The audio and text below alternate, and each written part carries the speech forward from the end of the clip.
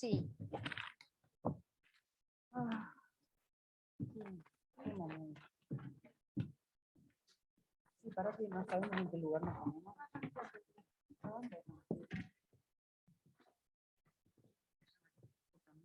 Sí.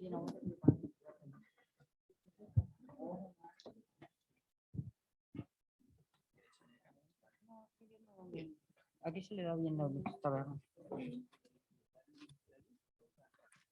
Sí, pero es la que es donde está mal. Mabel, ¿está bien ahí? Sí, voy a apagar el celular. Ay, cierto. Bueno, yo no lo Ay, recibo. gracias. Madre. Tengo que venir. Bueno, buenas noches. Estamos en zona liberal. Bienvenidos, nos complace, bueno, la presentación de este libro. En realidad es la segunda en lo que va del año, la reapertura de esta sala, el auditorio de la Alianza Francesa. Así que, bueno, es un placer volver a funcionar de manera presencial. Y bueno, hoy nos convoca la presentación del Segundo Sexo en el Río de la Plata, editado por Marea, en una compilación de Mabel Bellucci y Mariana Smaldone, así que un placer volver a presentar a esta autora clásica siempre vigente, en esta nueva reedición, con ensayos y notas de escritoras, periodistas, feministas y gente muy reconocida que trata el tema. Y bueno, una pequeña introducción, quiero cederle la palabra a Vincent Villeray, consejero de Asuntos Sociales de la Embajada de Francia y corresponsal de género. Muchas gracias. Muchas gracias, María Concepción. Bueno, buenas tardes a todas y todos. Gracias por estar acá. No le voy a quitar mucho tiempo, sino que les quería agradecer obviamente a la Alianza Francesa que nos recibe acá, en este lindo lugar, que bueno, volver a la forma presencial. Yo me acuerdo del último evento que hicimos acá sobre temas deporte y género, hace unos 2 años, y bueno, después de tanto tiempo tan difíciles, está bueno volver acá de forma presencial. Bueno, muchas gracias a la Alianza Francesa, muchas gracias también al Instituto Francés, a Mateo en particular, que nos ayudó en la organización, me parece, de este encuentro. Quería agradecerle también a una persona que no está, pero que de alguna manera, no, si no me equivoco, inició un poco este encuentro, que es Tamara Sánchez Albarracín, que hizo una pasantía con Laura, que también ayudó mucho en la preparación de este encuentro, pero Tamara hacía una pasantía en nuestro servicio, y desde el primer día me dijo, bueno, hay que hacer eventos de este tipo, encuentros franco-argentinos sobre el tema de género, que es un tema que la apasionaba a ella, y bueno, es ella que tomó el contacto con ustedes, y me parecía una buena idea. Lamentablemente para nosotros, Tamara se fue del otro lado, digamos, del río, y empezó la semana pasada un nuevo cargo ahí en la Embajada de Francia en Uruguay. Pero bueno, le agradecemos en ausencia su impulso. Y también, bueno, muchísimas gracias a las panelistas, el panelista, también no tuve el tiempo de saludarte, pero bueno, mucho gusto. Gracias por estar acá, y no le voy a quitar más tiempo, sino que, bueno, gracias por este encuentro, que además se da en el marco de una semana especial, que es la Semana de la Francofonía, que arrancó, si no me equivoco, ayer, así que bueno, también en este marco es interesante que los escuchemos. Muchísimas gracias. No sé a quién le doy el micrófono acá. Bueno.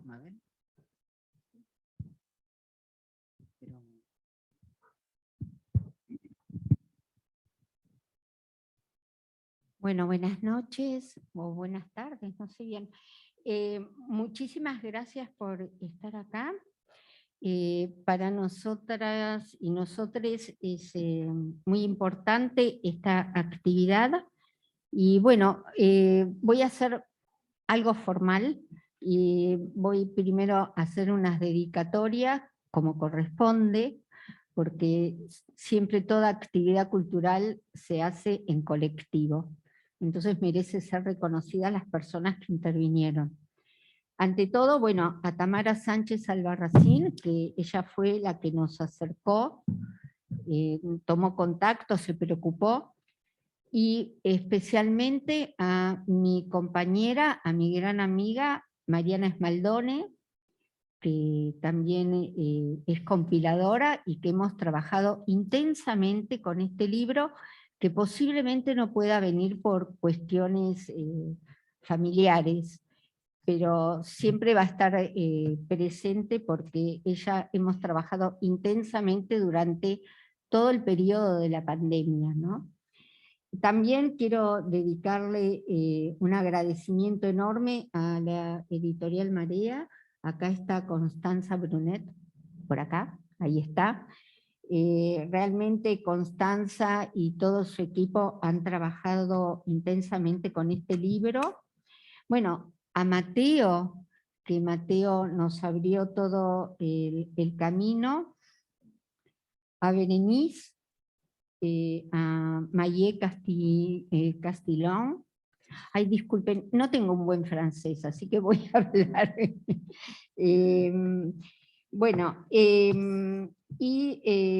básicamente a las compañeras de Uruguay, que hemos trabajado intensamente cruzando correos y trabajos, y la verdad que ha sido muy grato hacer este libro justamente en el Río de la Plata, ¿no?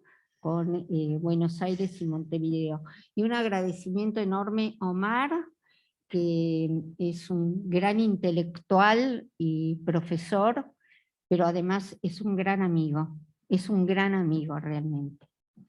Bueno, voy a hablar en realidad sobre cómo se compone este libro, y después para hacer una actualización de Simone de Beauvoir, para que no siempre se repita su condición de feminista y su lucha por el aborto, que es lo más conocido en esta última etapa, voy a hablar sobre su compromiso antibelicista, en un momento tan crucial como es el actual, frente a una guerra que todos repudiamos.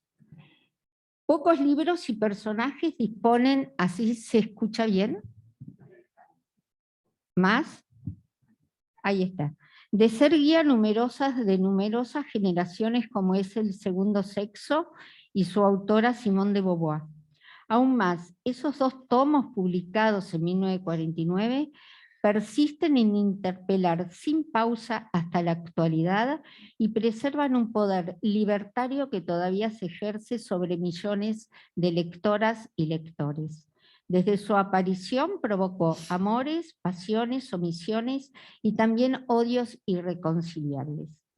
Para conmemorar los 50 años de su aparición, se reunió en París del 19 al 23 de enero de 1999 un coloquio internacional auspiciado por la UNESCO y el Ministerio de Cultura de Francia, y contó con la coordinación de la escritora y teórica Christine Delphi y la historiadora del movimiento feminista Sylvie Chaperon. Esta conferencia estuvo compuesta por académicos, investigadores, escritores, escritoras, activistas feministas, de las disidencias sexuales, de las izquierdas de Europa, Estados Unidos, Canadá, América Latina y el Caribe, Europa del Este, Senegal, Nigeria, Japón, Irán. Sin embargo, este no fue el único celebratorio que hubo de esta autora, y a la vez un rescate crítico de esta gran obra. En Buenos Aires, el 11 de junio de 1999, se constituyó un homenaje para recuperar lecturas y recuerdos sobre Simone de Beauvoir. Para ello se usó el salón de la Biblioteca Popular José Ingenieros, conocida como Biblioteca Anarquista, en el histórico barrio de Villa Crespo. Se llamó Jornadas de Simone de Beauvoir. Las propulsoras del festejo fueron la Comisión por el Derecho al Aborto, con su adalid indiscutida Dora Koledeski, junto al colectivo anarquista Mujeres Libres. Ambos frentes funcionaban como organizaciones autónomas financiadas con el aporte de sus propias integrantes. Mujeres Libres desplegó una bandera lila, color emblemático de las feministas, pintada con una A grande en negro, ícono de las movidas ácratas, que de tan grande permitía salir de adentro un cuerpo de mujer estirando los brazos a punto de romper cadenas. mientras que la otra punta del salón lo ocupaba la Comisión por el Derecho al Aborto, con una bandera de un rojo resplandeciente con letras en negro que inscribía los lemas claves heredados del feminismo abortero italiano: anticonceptivos para no abortar, aborto legal para no morir. Poco tiempo después, el 5 y 6 de agosto de 1999, se realizaron las jornadas en homenaje a Simone de Beauvoir en el cincuentenario del segundo sexo, organizado por el Instituto Interdisciplinario de Estudios de Género en la Facultad de Filosofía y Letras de la Universidad de Buenos Aires. La invitación a participar hablaba de la importancia de reflexionar sobre la obra completa de Simone, así como sobre las repercusiones de sus ideas y prácticas en los medios intelectuales feministas y de izquierda. Lamentablemente, por razones económicas, todas las ponencias presentadas no llegaron a constituir un libro como las organizadoras habían pensado. Por lo tanto, estuvieron más de 20 años sin publicar. Gracias al empeño de la doctora Nora Domínguez, nos permitió tomar contacto con ese material guardado. Mariana Esmaldón y yo, como compiladoras, decidimos asumir la ardua tarea de recuperar la mayor cantidad de textos reunidos para aquella ocasión. De allí que el segundo sexo en el Río de la Plata aparece un número importante de las ponencias que constituyeron ese encuentro y que forman la primera parte del libro. El 7 de octubre de 2019 se organizó la mesa en homenaje a Simone de Beauvoir a los 70 años del segundo sexo en el marco de las jornadas académicas de la Facultad de Humanidades de la Universidad de la República Uruguay. Este evento constituye la segunda parte de esta obra. La organización estuvo a cargo de la historiadora feminista Graciela Saprissa y de la antropóloga feminista Susana Rostañol. En esa instancia, las contribuciones de docentes y estudiantes conformaron una vez más el impacto y la vigencia de los contenidos del segundo sexo, aún después de tantos años transcurridos de su primera publicación. La materia prima de la que nos valimos, Mariana y yo, para componer este ensayo de historia de las ideas, fue armándose desde los testimonios de compañeras feministas y de las disidencias sexuales hasta revistas, programas, correspondencias, una serie de ponencias académicas, ensayos, artículos periodísticos y folletos. Así percibíamos que estábamos frente a un trabajo intenso de recopilación, revisión y catalogación de materiales producidos desde fines de la década de los 90 en adelante. Sin duda, un libro, y sobre todo este libro, siempre es el resultado de un quehacer colectivo.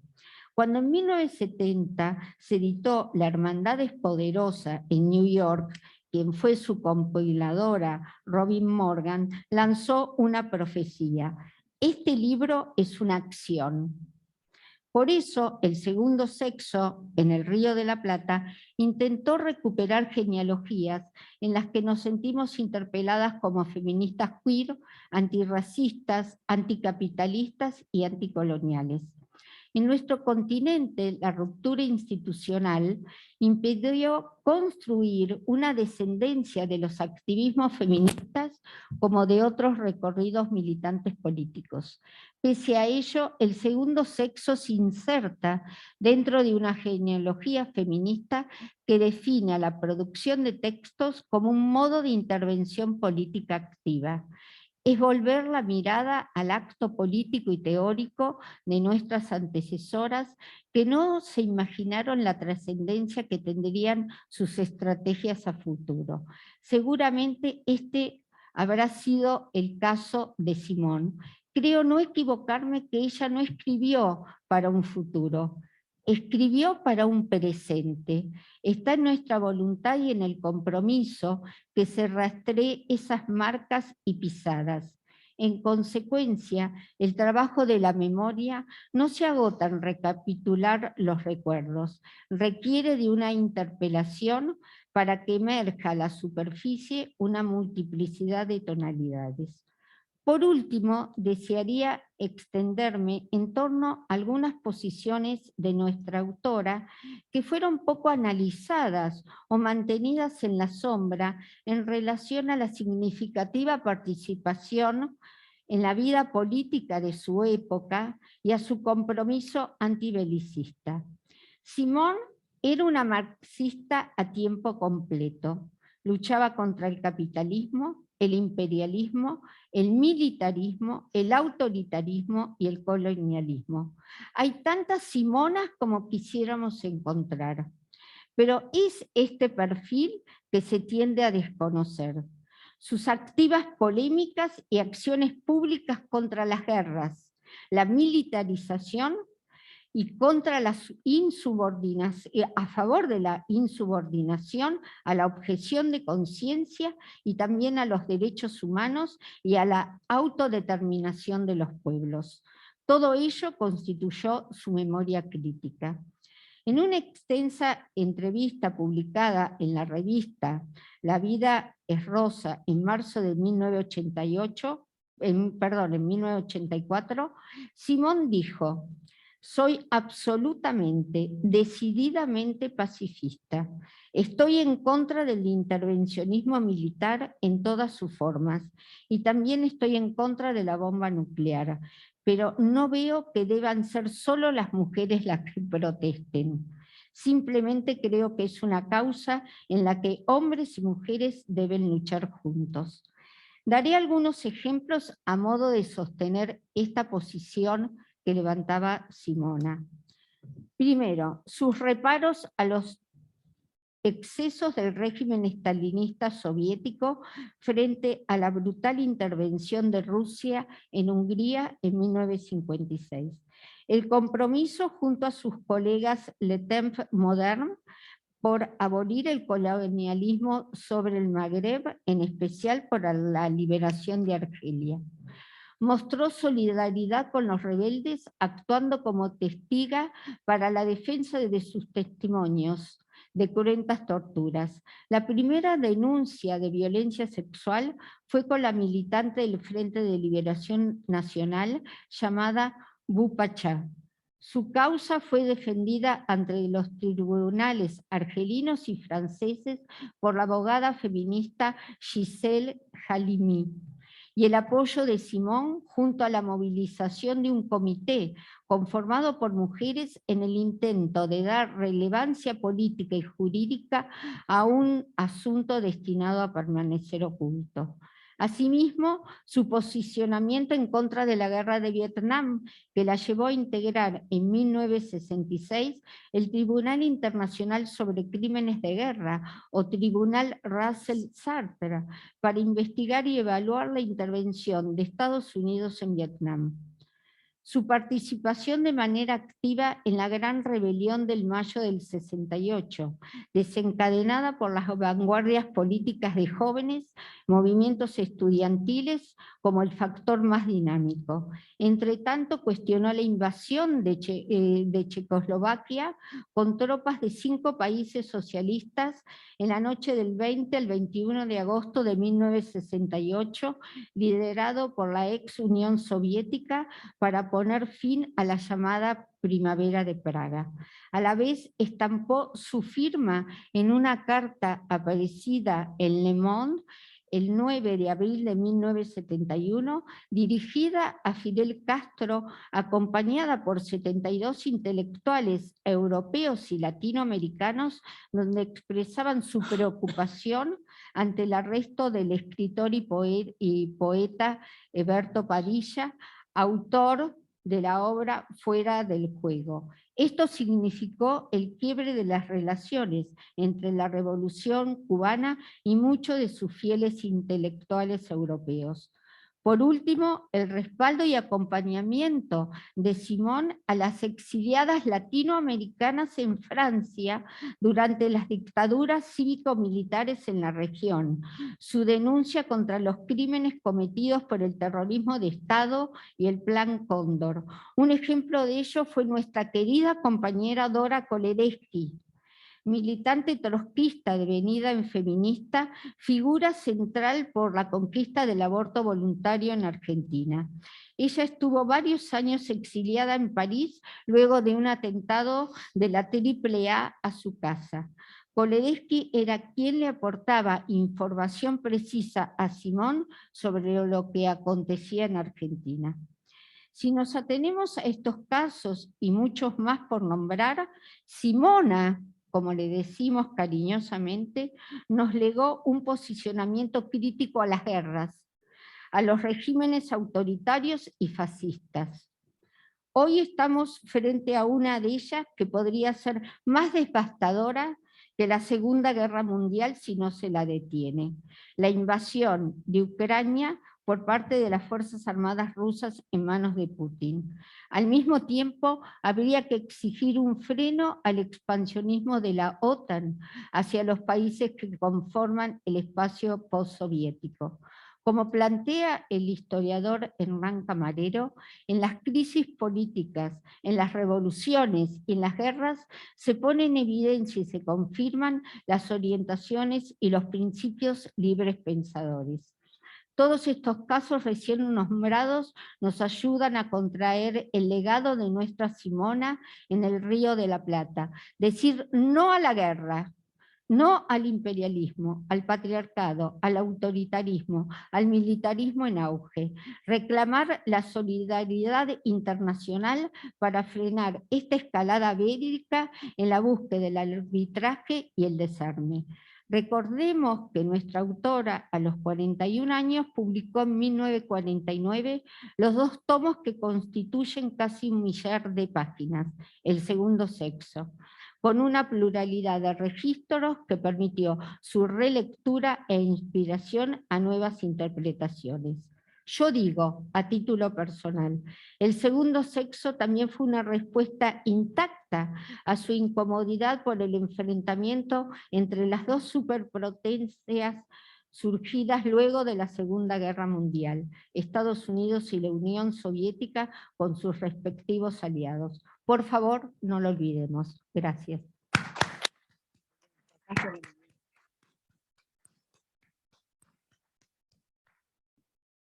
Yo tengo que activar el micrófono. ¿No? ¿Ya está? Bueno, me voy a acercar también. ¿Se escucha bien? Bueno, buenas tardes. Mis agradecimientos no van a ser tan extensos, porque tengo que agradecer en primer lugar a Mabel, que fue la idea de hacer, después de los 50 años de la publicación de Segundo Sexo, los 70 años, que fue en el año 19. Parece una cosa o muy lejana o muy cercana, porque estamos festejando poder vernos a las caras y estar aún con estas viseras vocales, ¿no? Con estos tapabocas. Nosotros ahora tenemos el privilegio, nosotres, tenemos el privilegio de no usarlos porque estamos hablando. Pero la verdad que es todo un acontecimiento y me adhiero, digamos, a esta alegría del encuentro, con la excusa de la francofonía y demás. Sí, le agradezco a Mabel, a Mariana Maldone, que ahora no está. ¡Ay, Mariana, parate, Mariana, por favor! Vení. Vení. Trabajadora como no puede ser. ¿Pues está con el bebé? ¿Estás con tu bebé? Ah, está. Ah, bien, bueno, me alegro muchísimo de reencontrarte. En aquellas jornadas del año 19, que parecen, ya digo, parecen muy lejanas porque estos tiempos de la pandemia han sido como chicles, ¿no? Es decir, no sabemos si estamos parados en un lado o en otro, pero bueno. Y agradezco también particularmente a la Embajada de Francia que ha hecho posible mi viaje a Buenos Aires. Y a Mabel otra vez porque me aloja a su casa. Entonces, bueno, si me olvido de algún agradecimiento, ustedes sabrán perdonar.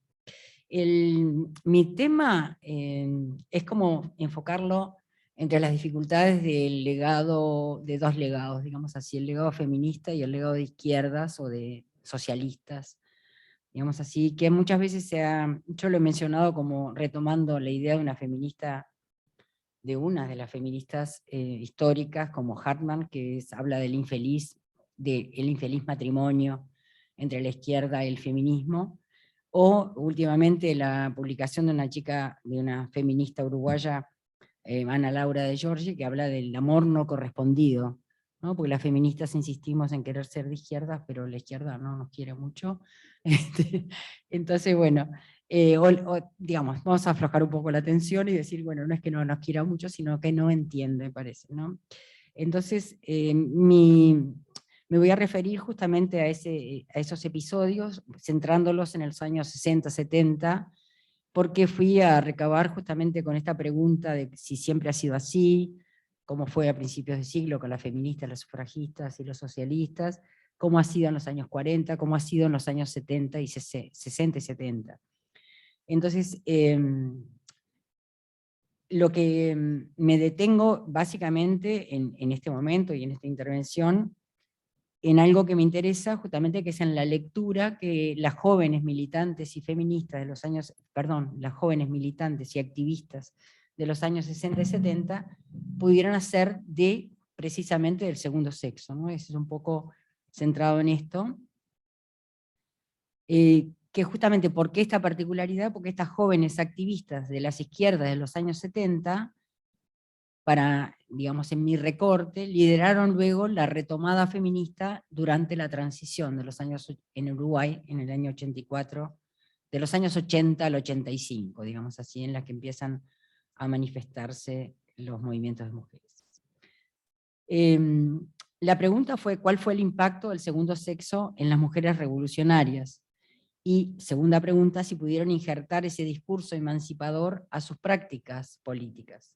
O la otra opción, las postergaron, esos deseos de igualdad o de equidad, o si postergaron esos deseos por otras urgencias, ¿no?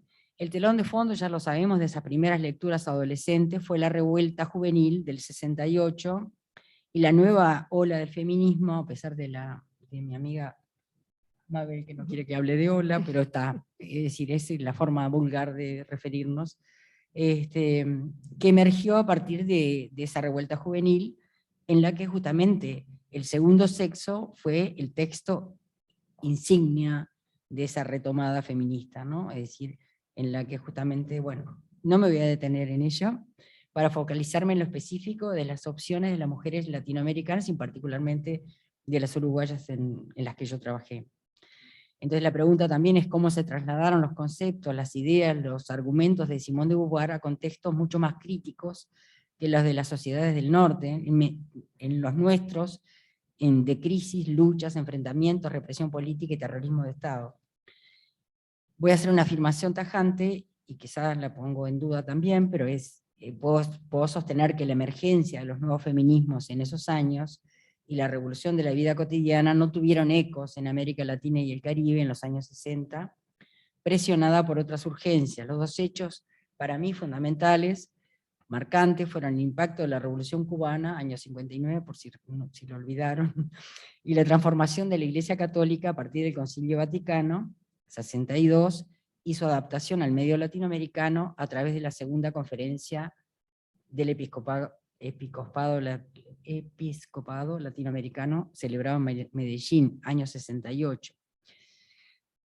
A pesar de esta afirmación, me consta que muchas militantes de los 70 leyeron a Simona, a tomar Simona, y a través de la lectura del segundo sexo, ellas se vieron tensionadas entre reconocerse como las otras y atender a su compromiso con las luchas sociales y políticas de su época, situación que en muchos casos las obligó a postergar esas reivindicaciones menores, puse comillas, reivindicaciones menores, en pos de la promesa de la revolución con mayúsculas. Cursaban entonces una adolescencia de cambios, iniciándose en la vida dentro de un contexto efervescente, y como afirma Ana Laura, la que mencioné hace un ratito, esta fue una época de profundos cambios, no solo en términos de polarización y movilización, sino cambios socioculturales que impactaron directamente en los mandatos de género. Por eso, mi guía en este trabajo ha sido a pesar de todo, sostengo que algún secreto legado pudo sobrevivir y manifestarse luego en las diferentes formas de resistencia a la represión maquinadas por las mujeres en nuestros países antes y durante las dictaduras cívico-militares. Y ahí como planteé que justamente me guiaba por las lecturas de las mujeres, no voy a detenerme en cada una de las particularidades de quienes leyeron, pero sí encontré en las conversaciones con estas entrevistadas, o con estas amigas, a las que identifiqué como mujeres que habían sido activistas durante los años 60 y 70, y que después fueron líderes o activistas, digamos, señeras en el feminismo de los años 80, fines de los 80 y 90, que leían, ¿no? Entonces ahí encontré una amplísima biblioteca, ¿no? Lo que podemos decir la biblioteca de una joven militante, y entre, bueno, los clásicos del marxismo, algunos del boom latinoamericano, los productos o los textos de los existencialistas, y para mi asombro, son pocas las que mencionaran a Simone de Beauvoir y el segundo sexo. Pero ahí tomo, no me voy a referir a ella porque me va a tomar mucho tiempo, pero tomo 4 casos por distintas militancias, una de ellas militante de la Organización Popular Revolucionaria, otra militante del MLN, es decir, de la guerrilla Tupamara, bueno, que sufrieron distintos avatares. Ella, una de ellas vivió una prisión muy prolongada, y otra de ellas fue exiliada, y con distintos impactos en la lectura, ¿no? Pero sí, a pesar de esta diríamos, primer juicio de algunas de ellas, de decir, bueno, no, yo leí todo a Sartre, a Camus, etcétera, pero no leí en segunda instancia a Simone de Beauvoir. Y otras, sin embargo, destacaron el impacto, ¿no? Y entre ellas, una de ellas, militante trotskista, que dice que, bueno, en el momento me citó la edición para Mariana, que está por ahí, de Palant, del año 54, mientras hablábamos, luego fue a buscar a la biblioteca y lo encontró. Entonces dice que a partir de la lectura del segundo sexo, fue tal el impacto que le causó, que le dio un giro, que inspiró un giro a su vida, ¿no? Rompió con su novio formal, no se casó, se afilió a una agrupación trotskista, comenzó a participar en manifestaciones y ocupaciones del centro de estudio, empezó a vestirse distintos con jean y usar alpargatas ruedas, ¿no? Y estas actividades le llevaron a ser una de las primeras jóvenes prisioneras políticas anterior al golpe de Estado del año 73, recluida en la escuela de enfermería, donde sufrieron una represión hasta entonces desconocida en el país. Todas pensaban en ese momento, introduciéndonos un poco en la conversación de esos años y el impacto que le había causado, hay una cuestión que dicen, todos pensábamos que éramos iguales, que estábamos en pie de igualdad con los compañeros varones, y recién, ¿no? Largo tiempo después se dieron cuenta que eran, muchas veces digo, que eran las reinas de las imprentas, porque imprimían los volantes en un cuartito trasero, ¿no? No se destacaban. Estas mujeres jóvenes estaban apostando a un cambio, sin embargo, primero en la práctica, poniendo el cuerpo, aún sin poder ordenar el disgusto y el desasosiego, sin encontrar palabras, decían ellas, ¿no? La ruptura con los modelos tradicionales de mujer que se dio en esos años, para jóvenes de clase media al menos, resulta evidente, ¿no? Pero, como dice una de ellas, Lilian, militante anarquista al comienzo, después del Partido por la Victoria del Pueblo, que fue presa, exiliada, secuestrada, vuelta a ser prisionera, dice, para la militancia del 68, la de la imaginación al poder y la del prohibido prohibir, o seamos realistas, pidamos lo imposible, la revolución no pasa por cuestionamientos más radicales en la transformación de las y los sujetos. La pareja heterosexual militante se convirtió en emblema de nuevas formas de familia, de pareja y de vida a los hombres nuevos revolucionarios. El énfasis en los valores familiares ha sido estudiado, ¿no? Y la heterosexualidad, por parte de las organizaciones revolucionarias, también ha sido estudiado por Isabel Acose, por ejemplo, ¿no? Como era una forma de contrarrestar el discurso conservador que atacaba con, digamos, con acusaciones de inmoralidad a los activistas de izquierda, sobre todo los radicales que optaron por la opción armada, ¿no? Y ahí cito, bueno, no sé si me estoy extendiendo mucho, pero recuerdo una conversación que está en algunos de los textos más clásicos a esta altura, una conversación entre Walsh, el escritor Walsh, y Osvaldo Bayer, en que Bayer le acusó a Walsh de oportunismo de la guerrilla por hablar de las mujeres en la actividad guerrillera. Y sin embargo Walsh le dijo, no, la mujer está haciendo la revolución dentro de la revolución, cosa que Bayer años después decía, tal vez la realidad mostró que era una cosa distinta, ¿no? Y acá cito una entrevista, esto para mostrar un poco el desencuentro, una periodista francesa radicada en Cuba en ese momento, entrevistó en los años 60, avanzados los años 60, a un guerrillero del MLN, el Movimiento de Liberación Nacional Tupamaros, uruguayo, al que preguntó sobre la igualdad o el lugar de las mujeres en la guerrilla. Este señor, Leonel, respondió afirmando que nadie es más igual que detrás de una 45.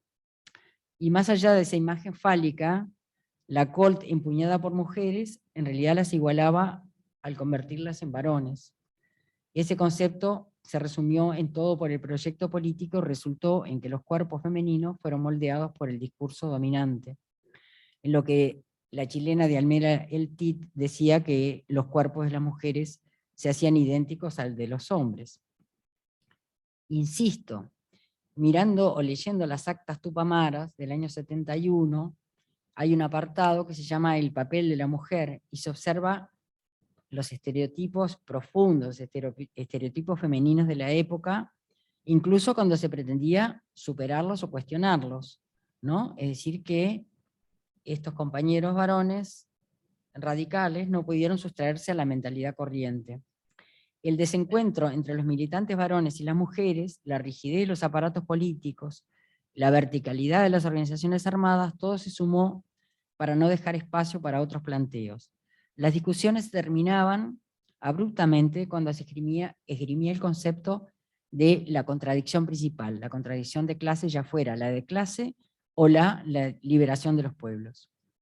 Los militantes políticos de izquierda vivían en esta toma de conciencia feminista como algo altamente peligroso, dice la autora de un libro que se publicó en París en el año 77, que se llamó Tupamaras, en la que fue acusada, no se tradujo nunca al español, en la que fue acusada de traición o de traidora, y ella dice, éramos como las brujas de la película, ¿no? Porque fue decir, el hecho de rescatar o de quejarse o presentar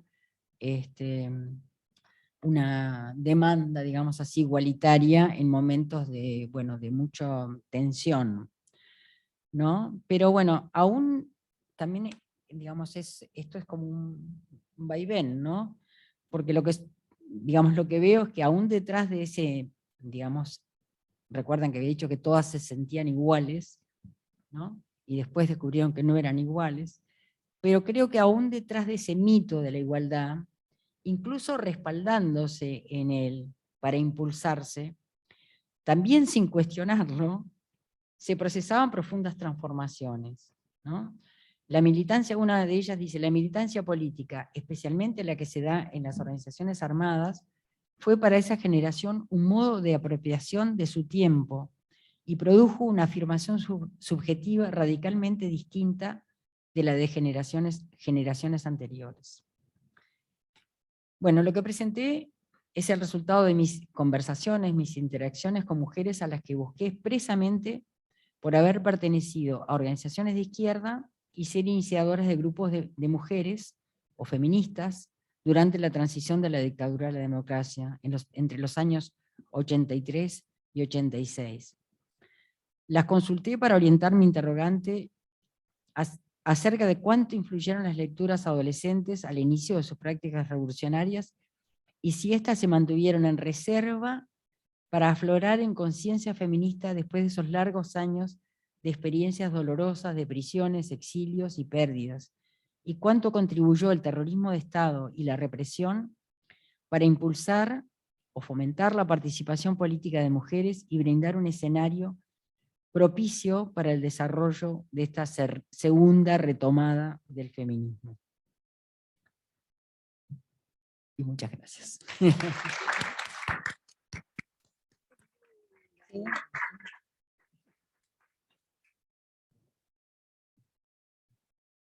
calculé el tiempo. Tuve 15 minutos. No, 16. Bueno, empiezo. Sí, bueno, buenas tardes. Gracias a Mabel por la invitación y a ustedes por estar, ¿no? Por participar de esta actividad.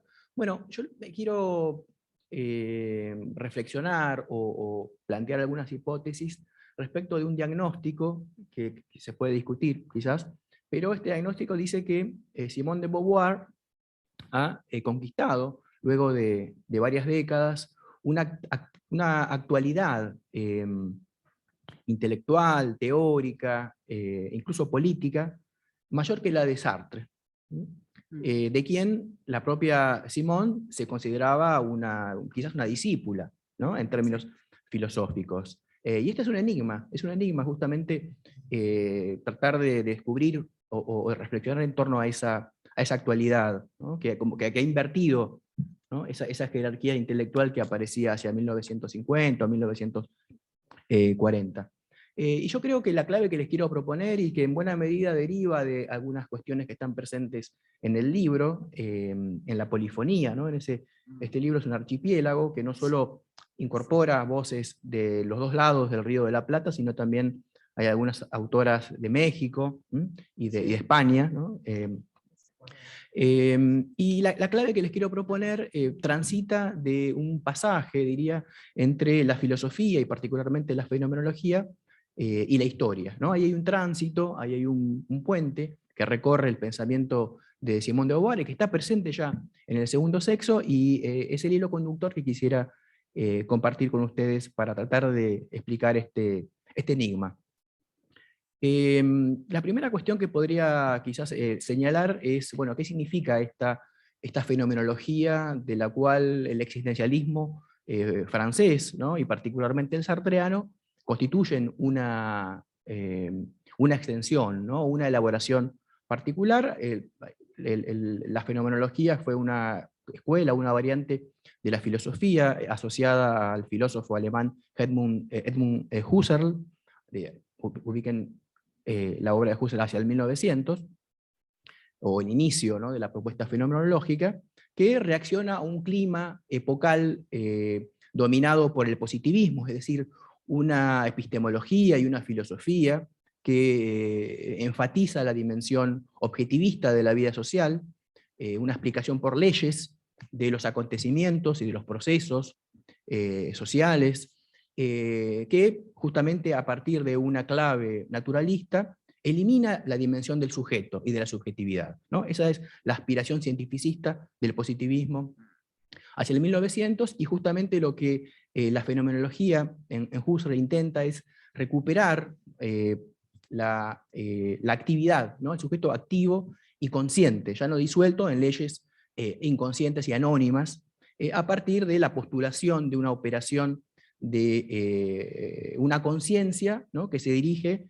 hacia las cosas para describirlas con la mayor precisión posible, pero realizando una operación que Husserl la toma del griego, el término griego epogé, que sería pues, poner en paréntesis al mundo justamente para captar, ¿no? ese movimiento de la conciencia pura que se dirige intencionalmente hacia los objetos de la realidad, proveyendo entonces un principio apodíctico o verdadero, cierto, radicalmente cierto, de un conocimiento basado en el sujeto, ¿no? Invirtiendo entonces a el positivismo. Ahora, la fenomenología va a tener una dificultad, ¿no? que ya va a aparecer en las primeras críticas de incluso de discípulos del propio Husserl, como Martin Heidegger, a propósito de la dificultad de esta puesta entre paréntesis del mundo, ¿no? En principio, en los términos heideggerianos, en la medida en que los sujetos hablan, ya participan, y puesto que el lenguaje no es una producción individual, ¿no? subjetiva, particular, sino que pertenece a un horizonte de lenguaje y de cultura, históricamente dados, esa puesta entre paréntesis del mundo es digamos, conduce a un fracaso, ¿no? al proyecto fenomenológico, y ahí, bueno, ahí sigue una línea del existencialismo heideggeriano, de la cual Sartre constituye una de sus lecturas, pero en el caso sartreano, el cartesianismo, esta idea de que digamos, la materia pensante, que se basa en el yo, ¿no? Que alcanza, que conquista una certidumbre. En Descartes era, bueno, el yo pienso, entonces si pienso, existo de alguna manera, ¿no? Eso es algo de lo cual no puedo dudar, que para pensar tengo que existir. El problema va a ser cómo digamos, de esa certidumbre subjetiva, conquistada por la fenomenología, se transita hacia la realidad o hacia la historia. Porque digamos, en la historia aparecen no solo otros sujetos, sino acontecimientos, fenómenos que escapan, ¿no? a la subjetividad, y este va a ser el gran desafío del pensamiento sartreano, que va a intentar ser resuelto en una obra gigantesca de 1960, La crítica de la razón dialéctica, que va a fracasar como proyecto, ¿no? Pasar justamente de la conciencia a la historia. Y entiendo que en el segundo sexo nosotros encontramos en Simone de Beauvoir, en primer lugar, una incorporación de la dimensión corporal del sujeto, que es algo que en el existencialismo va a estar presente, por ejemplo en Maurice Merleau-Ponty, ¿no? Pero que en Sartre nunca va a alcanzar, digamos, una plasmación adecuada en su pensamiento, y sobre todo introduce de Beauvoir la dimensión de la diferencia sexual, ¿no? Todavía no se hablaba del concepto de género en ese momento, eso va a aparecer en los años 50, pero es un clivaje, ¿no? que introduce Simone de Beauvoir, y que implica allí que la relación con un otro ya no es solo de reconocimiento, sino que también puede ser de dominación, ¿no? La divergencia de poderes, de situaciones históricamente construidas. Y este es un elemento muy interesante que introduce una suerte de sesgo o corte en los problemas de la fenomenología existencialista, y que luego va a ser desarrollada por otras pensadoras y pensadores, particularmente desde el ámbito del feminismo, que van a retomar elementos, ¿no? del segundo sexo. Y eso es lo más interesante, digamos, que el segundo sexo no es solo un conjunto de discursos que se desarrollan en una coherencia teórica, sino que habilita por sus aperturas relecturas posteriores, ¿no? que van a recuperar aspectos que están quizás no del todo desarrollados en el planteo de 1949, pero que van a permitir a otras hacer cosas con eso, ¿no? hacer con esos textos, con esas ideas, con esas concepciones. Porque en el caso del segundo sexo no aparece solo no es un solo aspecto de la realidad, de la experiencia de las mujeres la que está aquí en juego, ¿no? Me parece que ahí podríamos pensar más bien que hay una suerte de anticipación de lo que luego, a partir de los trabajos de una feminista, Kimberly Crenshaw, se va a llamar la interseccionalidad, ¿no? Que está muy presente en nuestros lenguajes. Y ahí, sin embargo, lo que es muy relevante en el segundo sexo es que no es una mera lista, digamos, de aspectos de la dominación sexual o de clase o racial u otras, ¿no? Sino que hay un trabajo de, yo diría jerarquización, pero un análisis más sofisticado, ¿no? Uno podría, supongo que ustedes leyeron el libro de Agatha Christie, Asesinato en el Expreso, Oriente Express, ¿no? Es alguna película reciente, ¿no? Sí, Con Johnny Depp. Eso no lo vi. Bueno, la historia básicamente es, bueno, es el Oriente Express, ¿no? Que viaja de Estambul a París, y ahí ocurre un asesinato, hay una muerte. Les spoileo el libro si no lo leyeron. Bueno, la historia es que todo el pasaje asesinó al muerto, ¿no? A la víctima. Bueno, porque había cometido unos crímenes terribles, ¿no? Y estaba escapando, y bueno, del pueblo que había sido, donde habían ocurrido esas esas muertes, lo persiguen y lo asesinan, ¿no? Pero ahí el problema para las ciencias sociales o para la investigación no es encontrar una diversidad de aspectos o causas de algo que ha ocurrido, sino también establecer cuáles son las contribuciones relativas de distintos aspectos, ¿no? ¿Qué hay de la clase social? ¿Qué hay de la dominación sexual? ¿Qué hay de la dominación racial? Etcétera, ¿no? Y me parece que en ese sentido el texto de Simone de Beauvoir es muy interesante y buena parte de los trabajos, creo, de lectura que reúne este trabajo de Mariana y Mabel, captan, ¿no? Y desarrollan ese carácter, esa dimensión significativa, ¿no? Del segundo sexo.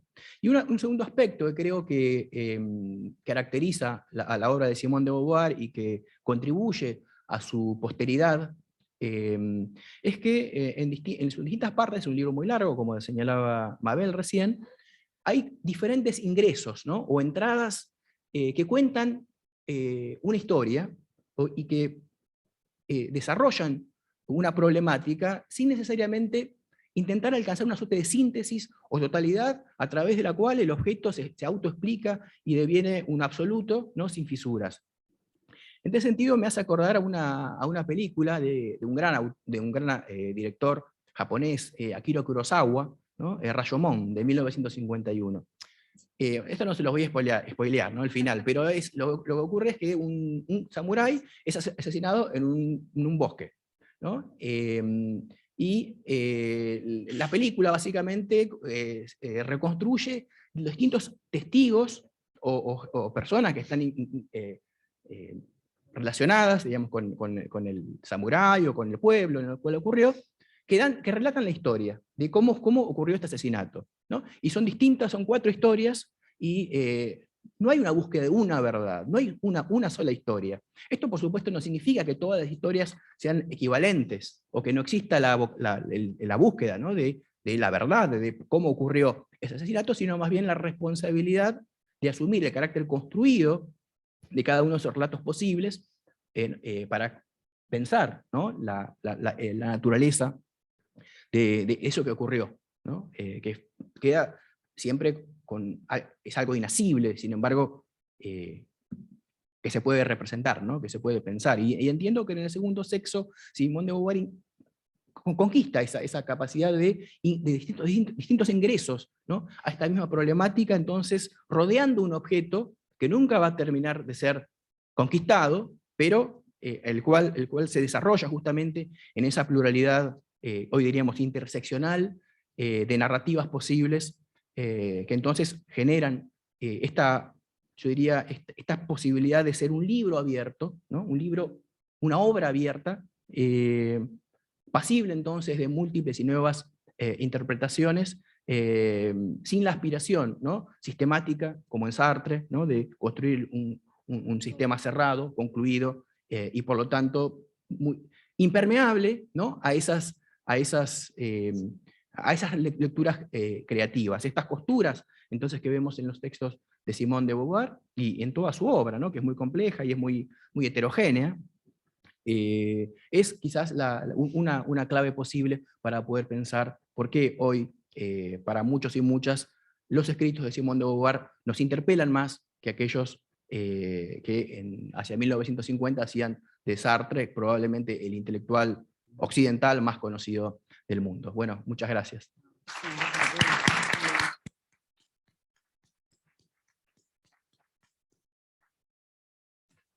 Siempre aprendo contigo, Omar. Está bien. ¿Es posible que nos saquen unas fotos? Ay, ya nos sacaron como 80, ya nos sacaron muchísimo. Ah, sí. De acá no vimos nada. Yo, apurada por el tiempo, como ustedes nos acompañaron con los aplausos, apurada con el tiempo no di el remate porque me dispersaba bastante, pero quiero decirles que de lo que yo hablé, que se remontaba a 40 años atrás, y las dificultades de la relación, se produjo, digamos, me motivó la investigación y todo lo demás, en un seminario que dictaba yo en la facultad, no hace mucho tiempo, en que invité a varias activistas que habían estado exiliadas o presas, a hacer una mesa redonda en facultad. Y para mi asombro, hubo una reacción muy agresiva de los estudiantes, no digo sino los estudiantes, porque fueron específicamente varones, militantes, que fueron muy agresivos con las panelistas. Y estamos hablando de una de ellas, 12 años presa política, otras 5 por distintos partidos, es decir, incluso que a mí me generaban enorme respeto. Y eso digamos, bueno, permitió una explicación, una explicitación de muchas posiciones de las mujeres. Pero me quedó esta frase, ¿no? El chico, uno de los chicos, que era un militante muy activo en las asambleas estudiantiles, lo largó así, como un reproche. Ustedes se hicieron feministas porque les fracasó la revolución, ¿no? Entonces, y bueno, justamente, ¿no? Como una vía. Entonces a mí todo este tipo de intervenciones en general me generan muchas dudas, ¿no? Me plantean nuevas interrogantes para nuevas investigaciones. Entonces me planteo actualmente con esta retomada feminista o esta marejada, tsunami feminista, ¿no? Me planteo si de alguna forma está ocupando, no voy a decir reemplazando, pero ocupando un espacio. Esa era la pregunta, como verán, es un bombardeo de preguntas, ¿no? Como que si no están ocupando el espacio de de esa mítica búsqueda de lo perfecto, o de esa revolución con mayúscula que no se cuajó, o que fracasó, o nos desilusionó, o como dijo este chico, ¿no? Le fracasó la revolución, ¿no? Ese era mi fin, pero y ahora lo retomé, abuso de sus tiempos.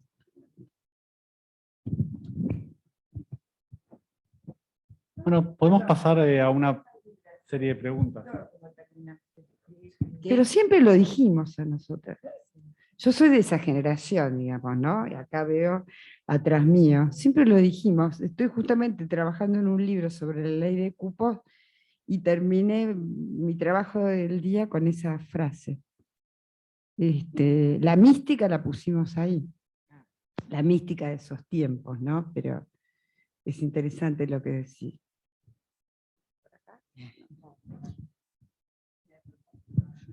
¿Alguna pregunta, un comentario? Quizás algún panelista quiere agregar algo.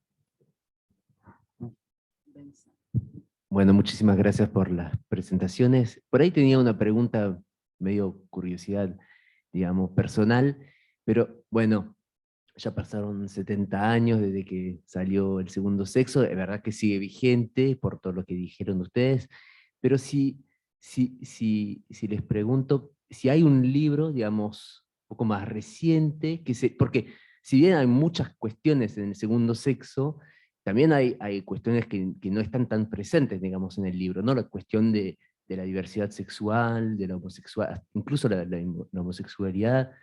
Bueno, algunas preguntas por ahí quizás que no están tan presentes, y si hay para ustedes, pura curiosidad, un libro que por ahí en 70 años podríamos como celebrar el aniversario también como lo hacemos hoy con El Segundo Sexo. Yo tengo algunos libros en francés que a mí, de hecho, me impactaron mucho sobre estos temas, ¿no?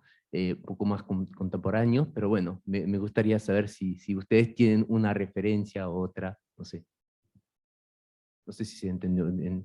¿Sí? Uno comparable.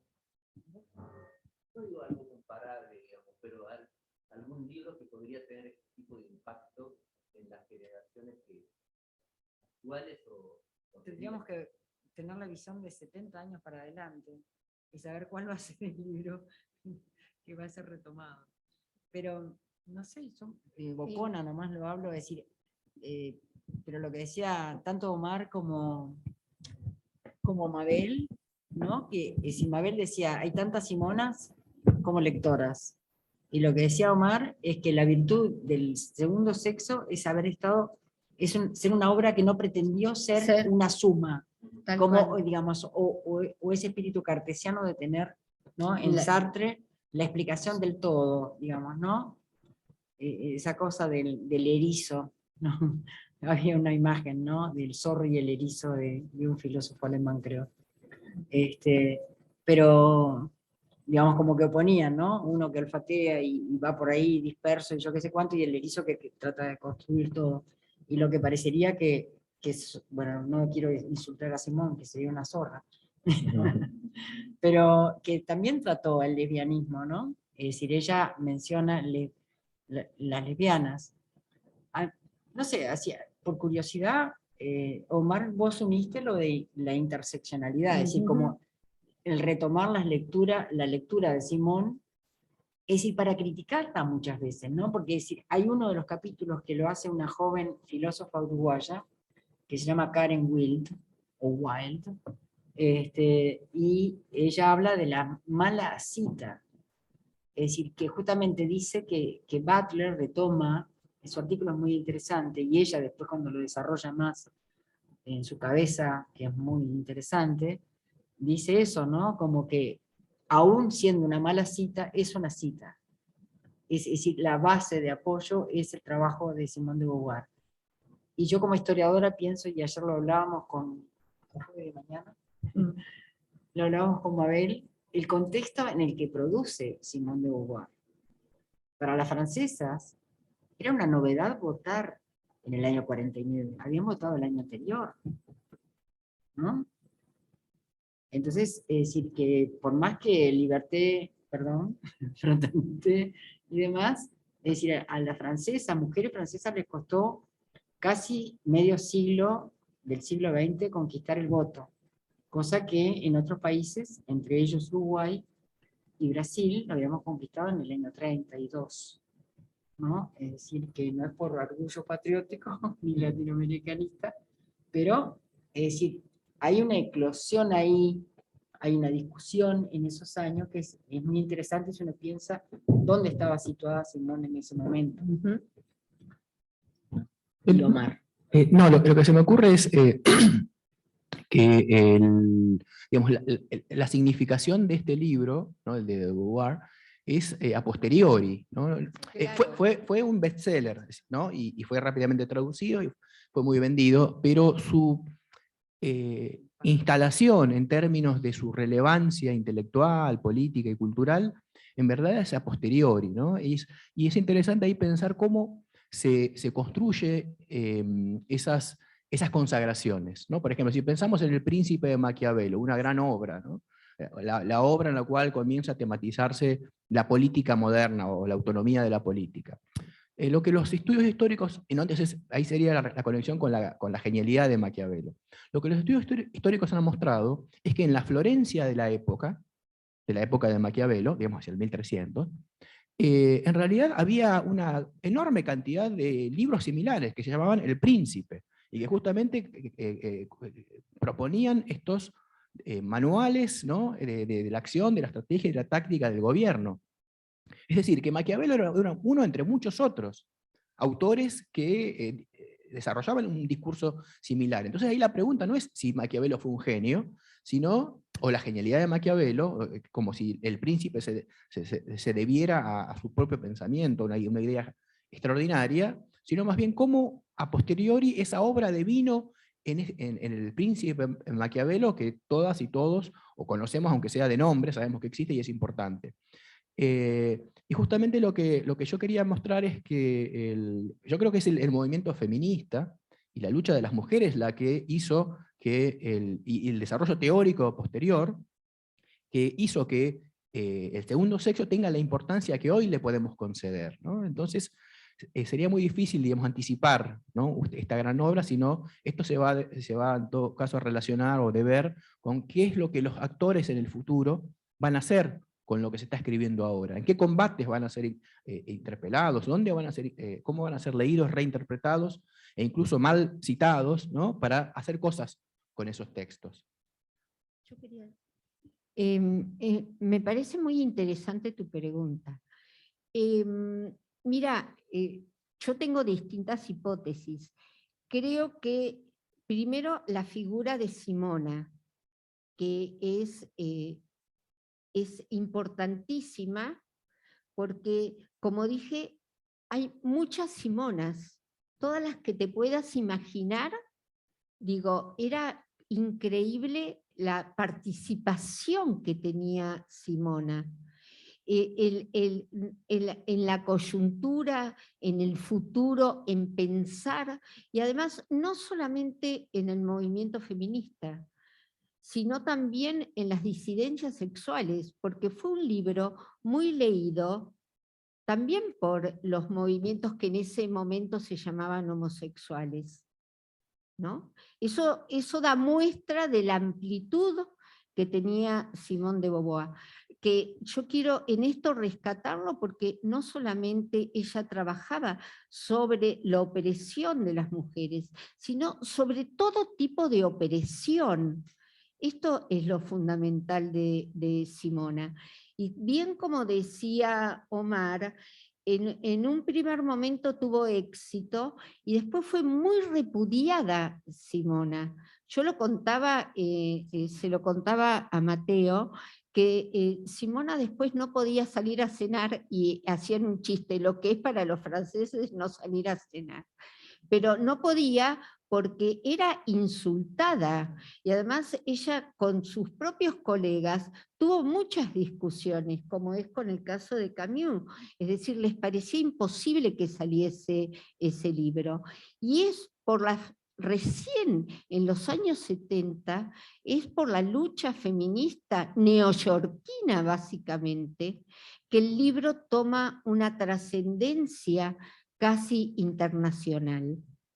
Esto es muy importante tenerlo en cuenta, es decir, lo toman, se lo apropian, porque estaba casi,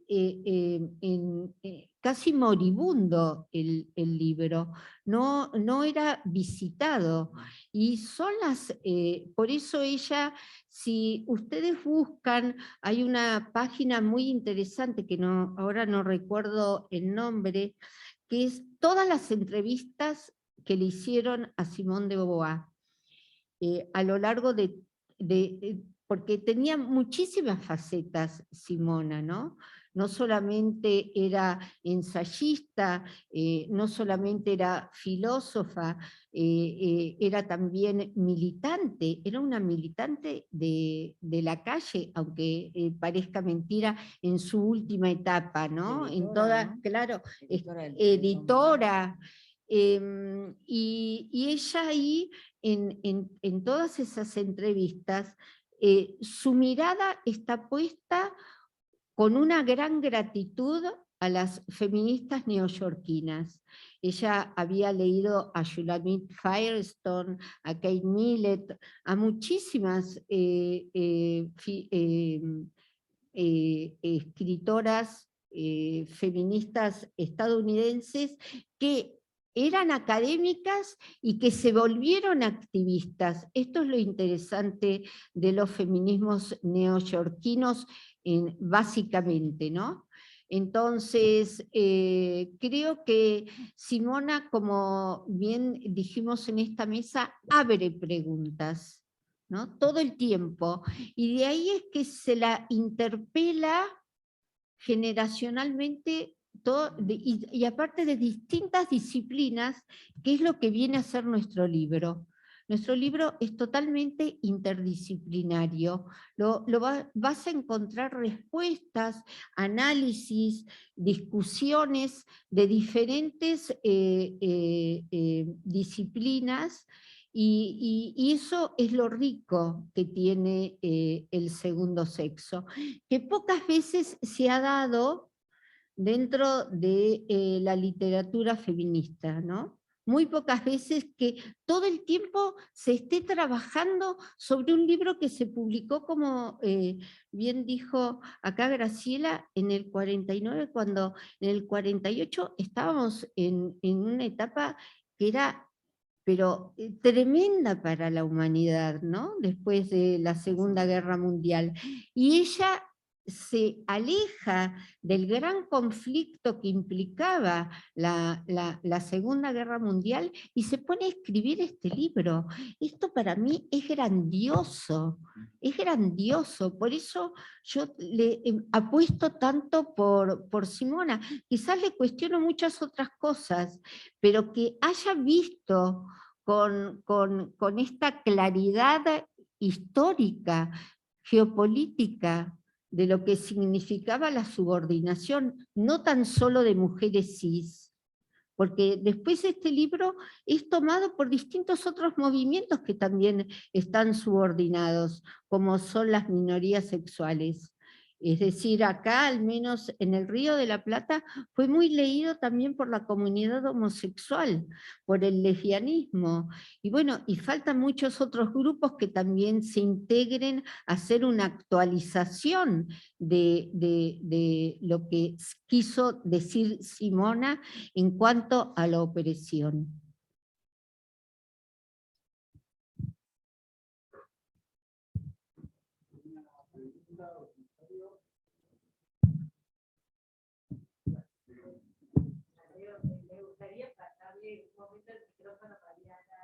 Exacto, yo iba Ay, exactamente lo que iba a sí. decir.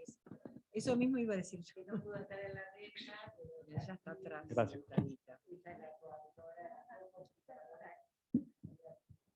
Bueno, hola, ¿qué tal? Buenas tardes, buenas noches. Bueno, agradecerles la presencia, el evento, y a Mabel, a Omar, a Graciela, que estuve escuchando muy atentamente y me pareció maravilloso. Y bueno, muchas gracias. Espero que si no leyeron aún el libro lo puedan leer, compartir y nos escriban para seguir intercambiando. Gracias.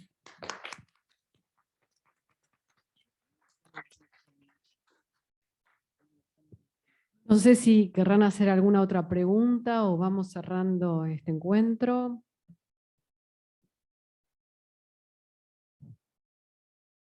Un aplauso para este maravilloso.